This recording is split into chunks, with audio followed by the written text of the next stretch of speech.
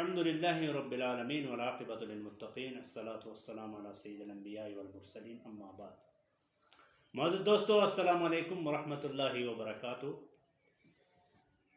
ایک وقت وہ تھا کہ مدارس کا بڑا جو ہے وہ دین میں بہت زیادہ رول تھا، دین کو پھیلانے میں، مدارس کا، مساجد کا، یعنی اور خانقاہوں کا۔ اور مدارس سے جو بچہ فارغ ہوا کرتا تھا اس کو خانقاہ کے اندر بھیج دیا بھیج دیا کرتے تھے کہ جا کے یہ مطلب وہاں زہد و تقویٰ اور اللہ کا ڈر اس کے دل میں پیدا ہو، اور اس کے اندر تقویٰ آئے اور اس کے اندر عاجزی آئے۔ تو آج مدارس کے اندر یا مساجد کے اندر یا خانقاہوں کے اندر کیا ہو رہا ہے؟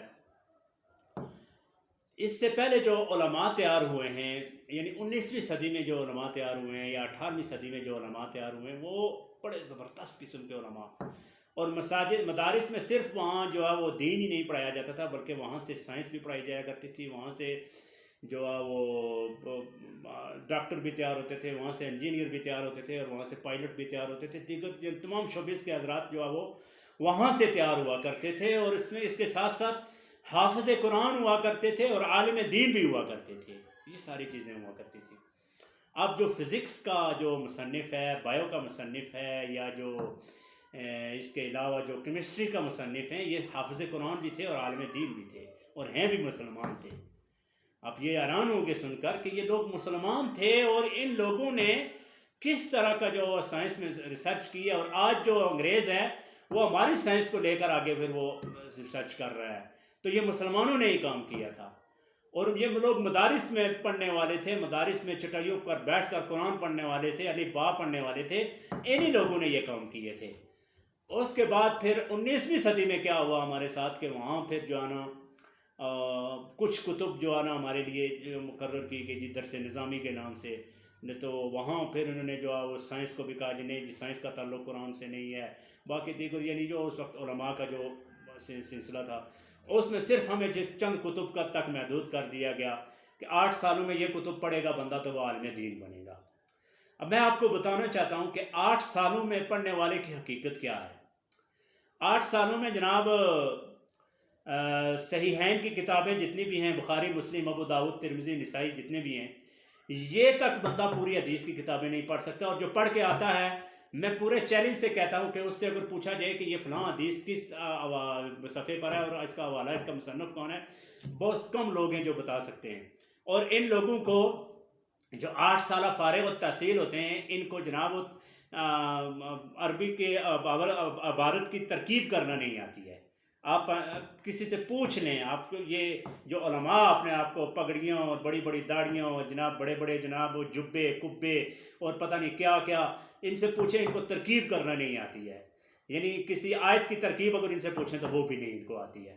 درس نظامی کر کے اور چند کتابیں رٹ کے پھر اپنے آپ کو عالم دین، اسی وجہ سے بر صغیر پر ہمیں سب سے بڑا جو اگر کوئی نقصان ہوا تو وہ ان مولویوں نے نقصان پہنچایا۔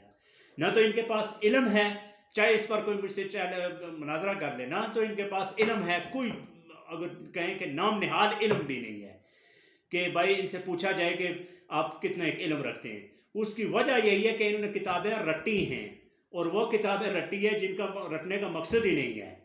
قرآن کا ترجمہ تک ان سے جتنے بھی مدارس ہیں، چاہے دیوبند کے ہیں، چاہے جماعت اسلامی کے ہیں، چاہے اہل حدیث کے ہیں، اہل تشیع جن کے بھی ہیں، ان سے پوچھیں کہ قرآن کا ترجمہ آپ پورا پڑھاتے ہیں؟ چند کوئی مدارس ہوں گے جو قرآن کا ترجمہ سارا پڑھاتے ہیں، اور پھر بچوں کو اسی طرح یاد بھی ہوتا ہے۔ بہت مشکل ہے کہ اس طرح یعنی بچوں کو یاد بھی ہو۔ جو تو مسالک والے ہیں، یعنی جو مسلکوں کے ہیں، مطلب دیوبندی ہیں، بریلوی ہیں، اہل حدیث ہیں، وہ تو اپنے مسلک کے مطابق ہی پڑھاتے ہیں۔ مطلب بریلوی مسلک کی جو حدیث ہے وہی پڑھاتے ہیں، دیوبندی ہیں، دیوبندی مسلک کی جو حدیث ہیں وہی پڑھاتے ہیں، اہل حدیث وہی۔